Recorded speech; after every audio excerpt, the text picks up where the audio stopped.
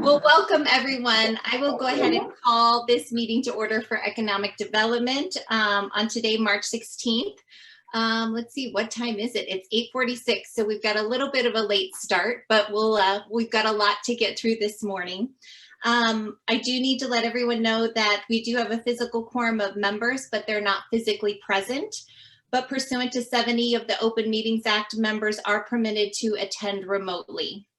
Either one member of the committee, the chief administrative officer, or our legal counsel are physically present in the regular meeting room, and in-person attendance and public comments are allowed, subject to attendance limitations.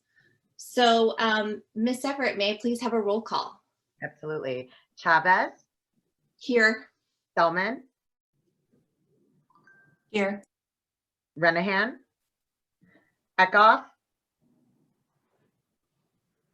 Did I see him there? No, he's in JPS. Okay. DeCiani? Here.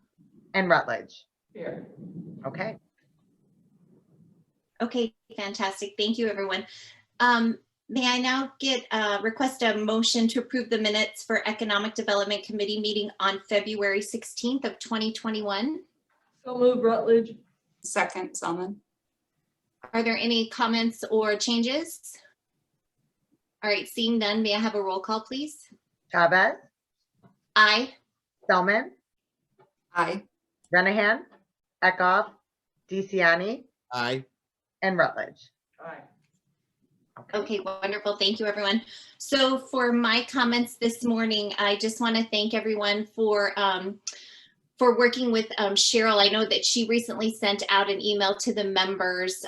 So for the members on the call, if you can just make sure that you check that and set up a time to meet with Bill Viney. I know he's going to have some wonderful updates for us for the federal funding, which I think will be critical for our committee here. So keep an eye out for that. I just wanted to let you know that I'm working with Choose DuPage and with the DCVB to make sure that we have a better understanding of their funding needs coming up. So hopefully by the next meeting, we'll be tackling those, and we're trying to get some of those numbers under our belt. We have a meeting this week for that. And I know that Beth has been working to advocate for her industry. There's been a lot of exciting things happening with the tourism committee hearing down at in the Senate, the state Senate. So thank you, Beth, for staying on top of all that. And that's really all I have for today. So we can move on to public comment. Do we have any public comment today? We do not. Okay, so then we have an informational item, the incumbent worker training memo, sorry. Do we have anyone there that can speak to that today? Lisa's here. Yes, I'm here. Hi, Lisa. Hi, how are you? This is another one of our incumbent worker training grants, a local manufacturer. They are doing a combination of manufacturing, but also cybersecurity training so that they can procure different levels of government contracting. And we will be reimbursing them the cost of training, $14,510. Wonderful. Thank you so much for that an important program, especially as we all move into this next phase of the COVID recovery. So thank you for that. Are there any questions for Lisa? All right, then let's move on to procurement requisitions. So I move approval for EDP 0051-21, awarding resolution issued to Resilient for Youth Training Services for out of school and in-school youth. This is a contract total of $78,047. Second, DeCiani. Wonderful. Are there any discussion on this? No? Okay, may I have a roll call, please? Chavez? Aye. Selman? Aye. Renahan? Eckhoff? DeCiani? Aye. And Rutledge? Aye. All right, that motion passes. So we also have a procurement requisition for DTP 0060-21, recommendation for the approval of a contract to CoStar Group for the 4-year professional license to access industrial, office, and commercial real estate listings in the Chicago metro region. This is for the period of April 1st of 2021 through March 31st of 2025. As needed for Choose DuPage at $53,026.40, and DuPage County Division of Transportation for $17,676.96, for a contract total amount not to exceed $70,707.36. This is not suitable to competitive bids, and it's a proprietary software subscription. Are there any questions or explanation needed here? Rutledge. Oh, thank you. Can I get a second and then we'll have discussion? Second, Second. I made the motion off the get-go, but it's okay. Don't worry Oh. about it. Thank you. You're right, I did. All right, any discussion here? All right, great. May I have a roll call, please? Chavez, Aye. Selman, Aye. Renahan, Eckhoff, DeCiani, Aye. and Rutledge. Aye. All right, wonderful. So let's move on. Today we have a wonderful special guest, and I've actually asked Member Rutledge to introduce her today. I know Member Rutledge felt like this is such an important part of economic development. So Member Rutledge, I'll turn it over to you for introductions. Thank you, Chairwoman Chavez. Actually, our previous economic development chairperson, Tim Elliott, started talking about affordable housing as an economic driver in DuPage County. I wholeheartedly agree. I've always had an interest in tiny homes and different types of affordable housing that I think is long overdue in DuPage County. So with that, he introduced me to Evelyn Sanguinetti. You might know her from her run as our lieutenant governor, but now she is part of Hope Fair Housing, and she has some important legislative updates to give us this morning. So thank you for coming, Evelyn. Wonderful, and thank you so much for the invitation, and also Member Chavez. We recently spoke and you had invited us from Hope as well. So hindsight being 2020, I would have probably appeared that way because now I have to wear this mask. So I get a little bit hot back here, but bear with me. Along with my thank yous, I'd like to welcome everyone to please use Hope Fair Housing Center as a resource. How many of you prior to having me here had heard about Hope Fair Housing Center? Yeah, a couple, but still we're kind of the best kept secret in all of Illinois. And I'll let you know a little bit about Hope's history. So we're the largest and the oldest fair housing center in all of Illinois. And our service area is huge. DuPage, I mean, Illinois is quite large. So we have all of DuPage that we give services to, all of Kane, portions of Cook, and 28 additional counties. However, since Illinois is 102 counties strong, sometimes we get calls from victims from all over the state. And we're able to take their calls, do intake, and of course, send them to other non-for-profits that could help them, of course, at no cost. So our mission, we were born in 1968 in Hope. And we were born after the assassination of the late and great Dr. Martin Luther King. As you know, there was a big uproar in the business community, all communities at large. At the time, the Civil Rights Act and the Fair Housing Act was being born. And so the Fair Housing Act was born, and we're going to talk a little bit about that today. But our history is very rich, and I think that it should give us pause that a lot of the things that we faced back in 1968 are still very real to us today in the 21st century. So our mission at Hope Fair Housing is to eradicate segregation and discrimination in housing in all of its forms. And we've been doing that really well for many years. We do that in different ways because it sounds super cool, right? Our mission is to fight segregation and discrimination in housing. But the issue is, how do you go about doing that? Well, one day you'll be able to tour Hope Fair Housing, and you will find that we are divided into two arms. Our first one is intake. No, education and outreach, I apologize. So our first arm is education and outreach. And when you reach out to us at 630-690-6500, you could avail yourselves of trainings that are catered to your particular stakeholder. Again, 630-690-6500. So if you have a realty group that could really use some fair housing brush up and education, or if you have a school or any sort of entity that may want to find out more, that is our education and outreach division. And it is run by Rachel Watson. So she's pretty amazing, and she does give these courses for free throughout the entire state of Illinois. This is super important because the majority of our funding comes from the United States Department of Housing and Urban Development, as well as DuPage County, as well as other entities like the city of Aurora. So there's the education and outreach arm, but then we also have the enforcement arm. And in our enforcement arm, that is governed by Ms. Josefina Navarre. And what we do there is intake. So routinely, victims would come to our office. And a lot of times people know something went wrong in the area of housing, but they don't know just what it is, because we don't all have Juris Doctorate degrees, but we do know something happened that felt wrong when it came to housing. So they could call us at the number I just gave you, or they could visit with us, but right now we have restrictions due to COVID. And so what we do there is intake. We hear the victims' personal stories. We run it through our complaint division just to see if these sort of intakes rise to a fair housing violation, or maybe it's a landlord-tenant issue.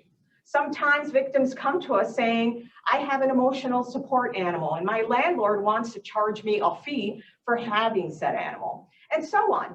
So we take these complaints, we analyze them. If it's a fair housing case, well, sometimes we keep those. But if it's not, if it's a landlord-tenant case, again, we connect these victims with other entities that could help them at no cost. Now, going back to the fair housing component, if it does rise to a fair housing case, then what we do is advocate for that individual. Now, I believe that all of us are good people and we want to do right by the law, particularly the federal law, the Fair Housing Act, right? And so sometimes advocacy could be as simple as making a phone call to the landlord to say, this is what the Fair Housing Act provides. This is what this individual has told us. And this is how you could do right by the Fair Housing Act. Sometimes it's that simple because, again, people want to do the right thing. Sometimes it takes a stern letter. And then sometimes the wrongdoers just don't want to listen. And so when that happens, we go to the other segment of our enforcement division.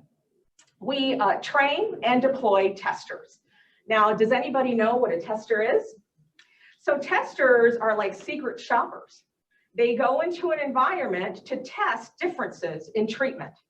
And it's our hope at Hope that those differences are not found, right? And that people are treated appropriately. And sometimes that happens. Sometimes we train and deploy testers and they come back and that yields negative fair housing violations. But sometimes it yields a positive, okay? And when that happens, once again, we try to conciliate, but if the wrongdoer still doesn't want to listen, then we have the reputation and the muscle to take matters to court. We could take it to federal court. We could take it to HUD. We could take it before the Illinois Department of Human Rights. There are many tribunals that we could take these matters before. So again, when you think about people that have a housing issue, send them to us. Again, we provide these services for free, 630-690-6500, or you could find us at hopefair.org. A lot of people think that the wrongdoers go to sleep during COVID. True or false? Absolutely falso. Okay, so again, please remember us in the future. Now, this brings me to another component because I've let you know a little bit about what Hope does, and we're really, really, really good at it. We're highly regarded in the community. As a matter of fact, at times, I am called to testify as an expert when people want to bring affordable housing into their communities. And recently, I did so in Geneva with Emma's Landing, which just got approved, and we're very happy about that. So with that, let's talk about the Fair Housing Act. Well, the Fair Housing Act is a federal law that prohibits discrimination in housing on a multitude of bases, right? So who's protected? under the Fair Housing Act? Well, it prohibits discrimination based upon race, color, religion, sex, disability, familial status, and national origin. So for example, Amy, if you're looking for housing and a seller says, we won't rent to you or sell to you because your last name is Chavez, and we just don't want that in our community, are you protected under the Fair Housing Act? Yes. Yes. Okay, so when we look at the Fair Housing Act, and I apologize because you are a board member, but we're amongst friends here. So if you take a look at the Illinois Human Rights Act, it mirrors the federal Fair Housing Act, and it protects us as Illinoisans. But what's best about the Illinois Human Rights Act is that it expands its protections. So it takes the federal act, but it gives individuals even more protection. So when you take a look at the Illinois Human Rights Act, it also protects that which the FHA does, the Fair Housing Act does, but it also protects those discriminated against on the basis of ancestry, marital status, those over 40 years of age. Yes, we are considered senior. Those over 40 years of age. Protects those discriminated against on the basis of military status, sexual orientation, gender identity, order of protection status, and unfavorable military status. Isn't that great that our great state of Illinois affords more protections than that which the federal government does? However, I am here today to talk to you about a protection that's missing therein. People today are discriminated against on the basis of their source of income, okay? Be it Social Security income, be it the veterans payments that you get, be it your voucher status. A lot of people across the board get discriminated against, and you would think that in the 21st century, people no longer get discriminated against on the basis of the source of their source of income, their legal source of income, right? But it still happens. It's absolutely legal to discriminate against others on the basis of their legal source of income. There are a few units of government that do provide these protections for those who have been discriminated against on that basis. And I will tell you what they are, if I could find it with my mask and my eyeglasses. Typically it is, I will tell you, Champaign. They provide that protection. City of Wheaton, City of Wheeling. City of Wheaton doesn't yet. City of Wheeling, Harwood Heights, City of Chicago, County of Cook, and our next door neighbors here, City of Naperville. So these are 6 units of government that provide protections for those who have been discriminated against on the basis of their valid legal source of income in the whole great state of Illinois. Now, brothers and sisters, we are 102 counties strong. So that is only one county that affords that protection to those who have been discriminated against on that basis. But I come to tell all of you that there is an urgency in now, and there is something that we could do to eliminate that practice altogether. It's time. So, source of income discrimination, what is it? Well, source of income discrimination based on lawful source of income is a practice by landlords, owners, and real estate brokers of refusing to rent to current or prospective tenants seeking to pay housing with retirement income, public benefits, or rental assistance. Now, I've already told you the counties or the units of government that do provide that protection. And I bring you some statistics too.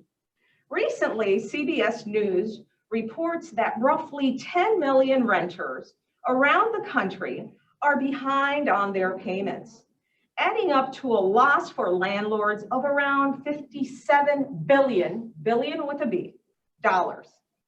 According to a survey by Chicago's Neighborhood Building Owners Alliance, 71% of landlords surveyed in September said they had tenants behind on rent. That number rose to 79% just 3 months later. Imagine an Illinois that said, landlords, you must consider these legal sources of income when you look to rent or sell. Imagine. And right now, we're seeing a lot of landlords see the light and take a look at this sort of different source of income, which is legal, differently. Why? Because it's money in their pockets, and they're seeing it now during COVID. So it's time. So the question is, how to help? Well, I was here a few months back during Hispanic Heritage Month, and we were all honored, and I was elated. But I also talked about hope, and I introduced hope to the board. And I talked about the elephant in the room, which is, source of income discrimination. And I talked about the units of government that prohibited that sort of practice. And I told everyone that this would be my mission. And this occurred like 6 months ago? I've only been with Hope for like 8 months. So a lot of friends texted me and said, I wish I could help, except DuPage County is not home rule. So we can't do that. We can't run it. We can't write it into our ordinances. We can't help, but I would submit to all of you that there is an urgency in now, and that the county can help, and that there's something we could do. We could do so by way of legislative priority or a proclamation or something, but something to let others know that DuPagers don't stand for that, particularly now. Okay, so I bring to you great news. I have a good friend on the other side of the aisle, historically, I'm being completely transparent, that I worked with on the opioid overdose prevention task force. And his name is Representative LaShawn Ford. Now, mind you, his community does have a protection. But I said, listen, we need to embed into the Illinois Human Rights Act this protection so that all of us can have that protection throughout our entire great state. Now, mind you, he has this protection in his community, but he found the importance in making it statewide. So we developed a coalition of fair housing advocates throughout our entire state. We're a very strong and powerful coalition. And Representative LaShawn Ford now has that bill. And that bill is House Bill number 2775. But like a bad commercial, wait, there's more, okay? We also found Senator Villavala, and he has mirrored the exact same language in Senate Bill 2492. Ladies and gentlemen, we are on fire, and this is going to be a very historic move, and it's about time. If you take a look at this bill, what I find most compelling, because this occurred back in 2017, and we failed as a coalition, and I'll tell you why, but I think times have changed because there is an urgency in now. When you take a look at this House Bill 2775, what's beautiful about it is that it prohibits landlords from refusing to accept COVID-19 rental assistance programs. This is what we're facing here and now, the urgency of now. And it also makes it illegal for landlords to discriminate against a person because their industry is viewed as unstable. You know who those people are? Those are our service workers. So I invite you to take a look at that. It's online, House Bill 2775 and Senate Bill 2492. Now, this does a host of other things, and I will tell you. It protects all Illinois residents now from source of income discrimination. It creates clear guidelines for the real estate industry on how to evaluate renter income eligibility. It creates stronger protections at the state level that extend to those living in places that currently have protections. So they're all treated just like the jurisdictions that do offer that protection. It prevents landlords from refusing to rent to veterans because they have a subsidy from the VA. It requires landlords to consider child support and alimony as income. These are our brothers, our sisters, our fellow parishioners. This is all of us, and we need to come together to do this. So, my ask of all of you today, some of which are many historic friends, and some are friends I've newly made, like Sheila. I want to thank you. I want to thank you for this invitation. I'd like to invite you all to join this movement. You could sign on to the coalition as an endorser, as a supporter, individually, or as an organization. And I'd like to end by thanking you, the Economic Development Committee, for perhaps in a few minutes, recommending abolishing source of income discrimination as DuPage's legislative priority. Thank you for having me. Thank you so much, Ms. Sanguinetti. Are there any questions? Or Lieutenant Member Governor. Selman? Hey, thank you, Member Chavez. I just want to thank you, Lieutenant Governor Sanguinetti, for joining us today. I grew up in DuPage County, but with a single mother, and the opportunities that growing up here with very low income afforded me are just immeasurable. I would have not had the education or the resources or the opportunity to compete in speech and debate, which changed my entire life. So I hope you know that the work you're doing doesn't just help families stay housed right now, but it really changes the trajectory of people's lives and of those families' lives. So thank you for finding your way to housing assistance after your service at the state level. And thank you for making sure this stays on our attention, because DuPage County is a great home, and it's a great home for everyone, and it should stay that way. So thank you. Thank you, Ashley. And you know, what you say is a great example of the principles of access and opportunity, and the fact that where you live determines just about everything and anything in your life. Where you live determines whether you'll have access to world-class healthcare. Where you live will determine whether you will be challenged and inspired by your teachers in a good school.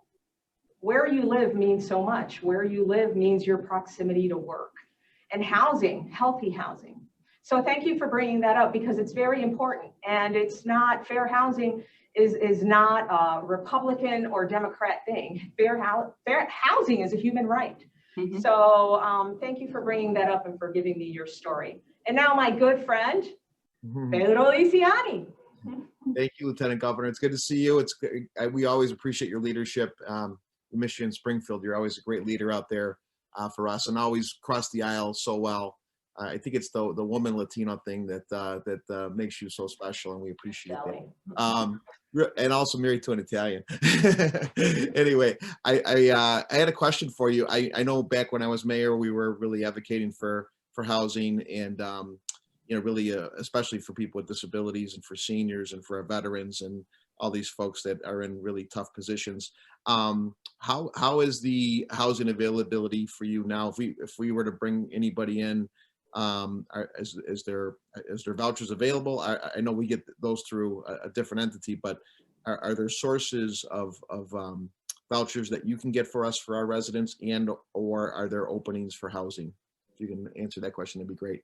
Well, the openings in our community are slim to none. As you can see, with affordable housing, a lot of times people get steered into communities that are underserved, and we must bring a stop to that. And there is a benefit with integrating and making our communities diverse. There's an absolute benefit in that. My children benefited through it at the Lowell Elementary School. We're a microcosm in that jurisdiction of children from all over the world, and you can't tell me that there's not a benefit embedded in that. As far as the availability of vouchers, you know, this proposed bill, proposed legislation that is, it will help with that. We're still at an all-time low. It also depends on what community you're at. And we're working really hard, and that's why I provide testimony, and I recently provided testimony in Geneva for Emma's Landing, but there's still a huge need. Now, if you look to Aurora, our fine mayor, Richard Irvin, and he's not paying me for this commercial, he has really grown affordable housing in his community because he sees the need as well as the benefit. But make no mistake about it, it's still very much a need throughout this jurisdiction, throughout this county, because it's considered a desirable place. And a lot of times, when we roll out in a few weeks, you will hear victims talking about how they are voucher holders, but they're relegated to the south side or to the west side. And they want to grow and they want to go to other communities. So there's still a need. So I thank you for what you did as mayor, but I would like you to join us and marry us and join our coalition, because it's a fight to be had and won here in DuPage County. Lieutenant Governor, where are the realtors at with this? Are they on board with this or no? Oh, I love your question. So I will tell you, because I'm here in full transparency. So back in 2017, Representative Bush tried to push this. This bill now takes us into the 21st century. It has things that are very current, very now. But we've been trying this for the last 20 years. I think times have changed. And I think with COVID, people are seeing really those communities that are underserved. And it could no longer be denied. And so now if you were to go to the website of the National Association of Realtors, for instance, you will see apologies, apology after apology for many decades of wrongdoing. I think there is an urgency of now, because even these lobbies are seeing that something must be done, and it's the right thing to do. Okay, so I believe that perhaps they'll push back as they've done before, but they will also look to those landlords that say, oh my gosh, most of my tenants can't pay because of COVID. But look, now, if we look to this bill, and if we do what it says, look at all this money we're going to get. And it's money in my pocket as a landlord, because it's there. It's already provided. So, Pete, I know you're a big one on hating unfunded mandates, and I hate unfunded mandates too. I guided the coalition in that regard a few years back, but the money's there. It's not government telling landlords what to do with no money in it. The money is there. So thank you for that question, and hopefully I answered that and too much more. Thank you, Lieutenant Governor. You're awesome. You are. Wonderful. Thank you, everyone, for this discussion. And after meeting with Ms. Sanguinetti, I was so excited to think of what we could do here in DuPage County. We have the home rule limitations. So I think that this is a wonderful way for us to get behind some really groundbreaking legislation. So my hope today is that everyone will consider supporting this legislation, and we can move it on to the Legislative Committee for further support. I've already spoken with Cheryl Marquet to get it on our legislative agenda so that we can keep an eye on, one of the 30 to 40 bills, I think it is, that we keep an eye on and continue to support it. So are there any concerns today with getting behind this today, or can we move on to the vote for action? I think that's what sounds like we can move on. So thank you so much, Ms. Sanguinetti, for all of your information today. It was hugely beneficial, and I'll encourage everyone to reach out to you if they have any further questions. For now, though, let's move on to this action item then to move this into legislative. So this is action item 20-21.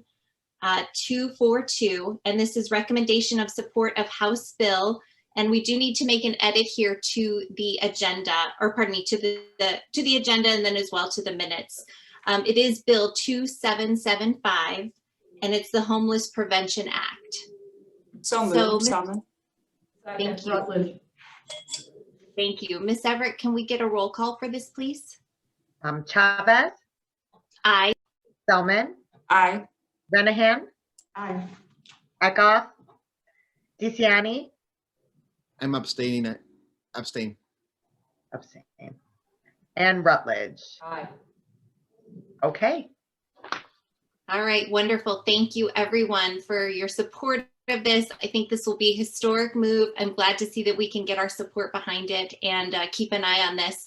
Ms. Sanguinetti, reach out to us anytime and let us know what we can do to help move forward. And I do encourage everyone to get on board with your personal support as well. And I will have staff follow up today with the form that Ms. Sanguinetti passed on to me so that everyone has that today. So thank you, everyone. And I will move on now to Choose DuPage, Mr. Greg Bedalov.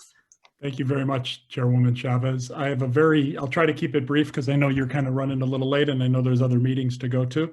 So I do have a presentation. In September of 2020, the county board allocated $1 million for a marketing program to be done in conjunction with the DuPage County Health Department, as well as the DuPage Convention and Visitors Bureau. Now that that has concluded, I thought it would be appropriate for us to share with you where your $1 million went, or where the $1 million went, and what kind of progress we saw and what type of success that we saw with the program. As you remember, the goal of the campaign was to establish DuPage County's premier global business location and work on a post-pandemic recovery strategy for DuPage County. Next slide, please. We wanted to use advertising, social media. We wanted to kind of build on this concept of ready for today, right for today, ready for tomorrow. That was our core message. Next slide, please. So this was just a sample of one of the ads that we ran. There you see the tagline, right for today, ready for tomorrow. We focused for this particular ad on the work that Argonne and Fermi were doing from a COVID perspective. And this presentation, by the way, is for the economic development portion of the $1 million only. The split on that was about 40-60, with 40 being focused on economic development and 60 being focused on the hospitality industry and tourism. And again, I'm trying to just show you the metrics and the matrix of how we deployed it and what the results look like. Next slide, please. So the first step was to do the creative campaign. I showed you a sample of the creative ad, and that was designed to show DuPage as a premier global business location. It included visual identities, messaging, digital and print ads, website landing page, et cetera, et cetera. Next slide, please. We then generated content. What is content? Blogs, articles, editorials, video interviews, social media, and more. And that was designed to reach our target audience, which is DuPage County and outside DuPage County.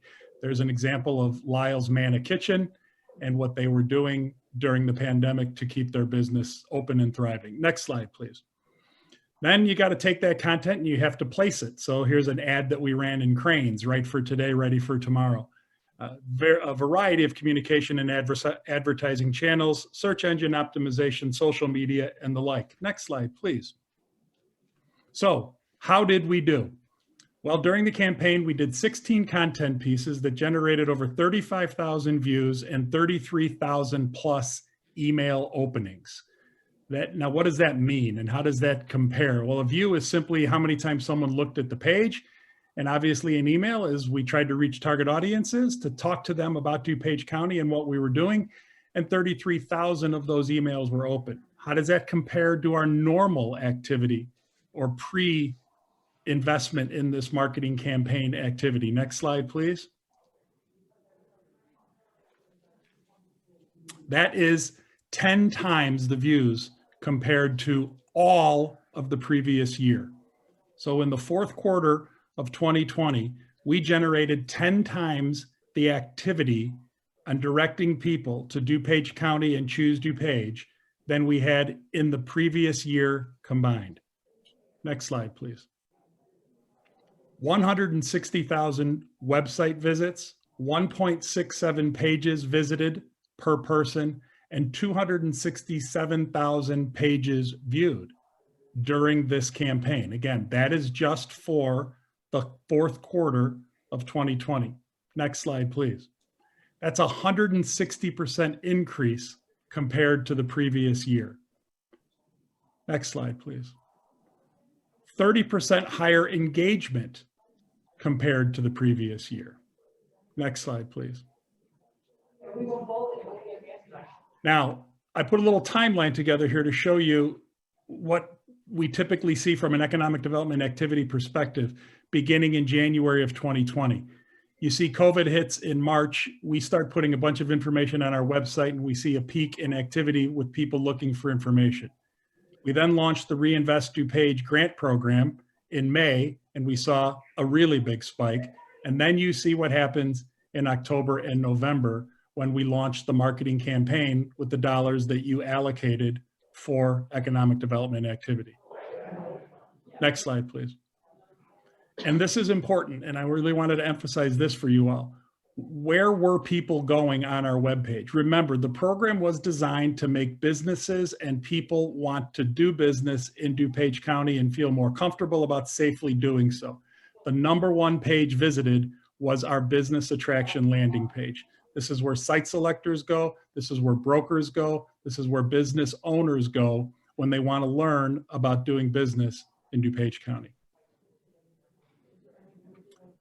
From a social media perspective, we now have 10,267 followers and over 70,000 engagements by those followers.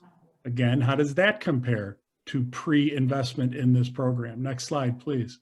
That's a 17% increase compared to the previous year in terms of number of followers and engagements.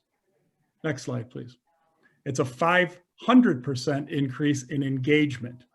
The number of times people forward something, share it, make comments, like it, et cetera, et cetera. Next slide, please.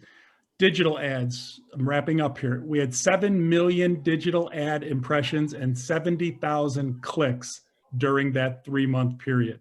Next slide, please. That's a 10% overall, with a 10% click-through rate. And real quickly, click-through means that you're clicking on to a site that we're trying to direct you to, whether it's available space, how to stay safe in DuPage County, the health department. The industry average on this is about 1 to 2%. So we were engaging the people that were looking at the website. Next slide, please. Additional results. So obviously we added the critical elements to the website to talk about health and safety during the pandemic. We increased the overall awareness for Choose DuPage in DuPage County, clearly evidenced by the number of people that visited. And we influenced the perception of DuPage County, showing a high quality of life for the businesses and the residents. Next slide, please. So this is going to tie into some of our 2021 marketing plans. We're going to continue to build off of this, and we're going to continue to use this to raise awareness of locating your business in DuPage post-pandemic. Next slide, please. And we're going to develop additional content pieces. We're going to promote this content. We're going to promote regional marketing efforts. This is a really important one with the other surrounding collar counties. Next slide, please. I think that wraps it up. I wanted to maybe spend a little more time on that, but I know you're pressed for time. I know you have other committee meetings.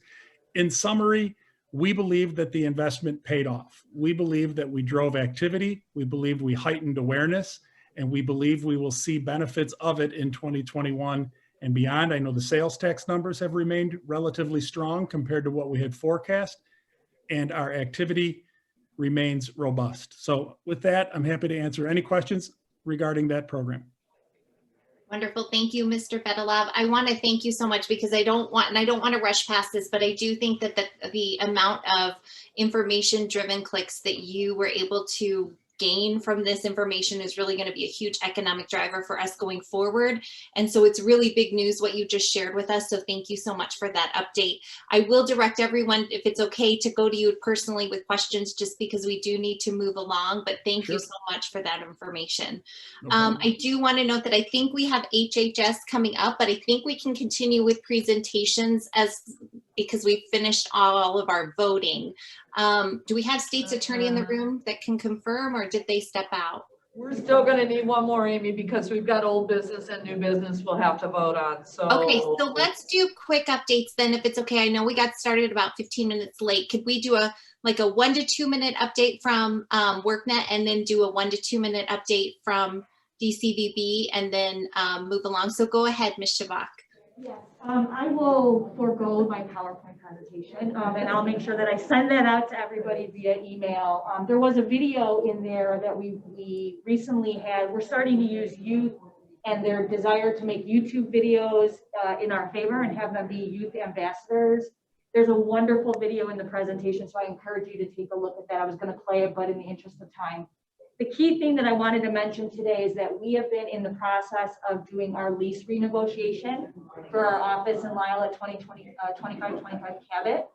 And we are at the very tail end of that process. And there's going to be significant cost savings with the negotiation of this lease. Significant. So that item will be coming to the committee next month. And then working through Public Works and then full county board for approval. So I just wanted to put that out. We don't have complete final numbers yet, but I'm extremely pleased with the rate of that lease negotiation. And you'll be getting full detail on that for the next meeting. Otherwise, we are pretty much status quo, moving along quite well, and I'll send out my presentation to everyone via email. Thank you so much. I'm sorry to cut you short today, but I'm getting text messages to pull it together and move it along. So thank you for that update. Let's move on to Ms. Marchetti. Thank you. Thank you, everyone. If we could go to my PowerPoint real quick, I can fly through these. Thank you, Joe. So obviously we've been promoting outdoor spaces and healthy ways to get out in nature through our normal efforts as well as the CARES money. So we're going to keep flying through there. I do want to say thank you to the county board for the resolution. This was CARES. This was not approved by the CARES fund, but the $15,000 that the Bureau put in for meeting incentives generated 1,000 room nights. Next slide, please. Yeah, old and new business. We have our analytics as well through October through December. Huge bump because of CARES, but also just the fact that the Bureau has a high following in social media. So thank you to all because the CARES money did help us bump some of those numbers significantly. Next slide, please. So while we had a lot of eyeballs and pushed people to the site, it was important that our content be rich and kept people on the site. So we have analytics, which I'm not going to go over right now. So next slide, We'll please. figure it out, Julie. This was our Bandwango holiday showcase, which had really great numbers. Next slide, please. Obviously, the Bureau has had great relationships with our travel partners. So Expedia yielded 8,000 rooms between October and December. So people are still traveling. Next slide, please. As Greg mentioned, site selectors going onto their site. This is kind of our core mission, is to get meeting planners to our site. So Cvent is one of those ways. We had 378,000 impressions and 470 leads for future business. This is very important for the recovery of our hotels. So I don't want to fly through this slide. This is a really important generator for us. So thank you. Next slide, please. Sports, next slide, please. So these are some of the things that were really in jeopardy this year. They've either been canceled or postponed, and all of these are going to require hosting fees, which we will converse with this week with the committee. Next slide, please. There's a lot of tourism bills in the General Assembly right now. These are just a sampling of the few. I think because of time, I will go into details with Chairwoman Chavez on that. So that's my presentation. I tried to hurry. Thank you. Oh my goodness, Beth. I think that was record speed. Thank you so, so much. I'm sorry that we had to rush you today, It's but okay. It's okay. I also want to draw attention to all of your efforts to help this industry, which is struggling. And I want to encourage all the members to do whatever we can to share the messaging as well. So thank you so much. Absolutely. So I think we can from here move on to old business. Do we have any old business? All right, seeing none, let's go to new business. Anyone have anything for new? I don't see any of that either. So I think we're good to go. I will motion to adjourn. May I get a second? So moved, Rutledge. Second, Salmon. Perfect. Thank you. Ms. Everett, will you call the roll, please? Absolutely. Chavez, Aye. Salmon, Aye. Renahan, Aye. Eckhoff, DeCiani, Aye. and Rutledge. Aye. Great. Thank you, everyone, for attending today. I know it's been a busy day, so thank you for your time, and we'll see you in a month.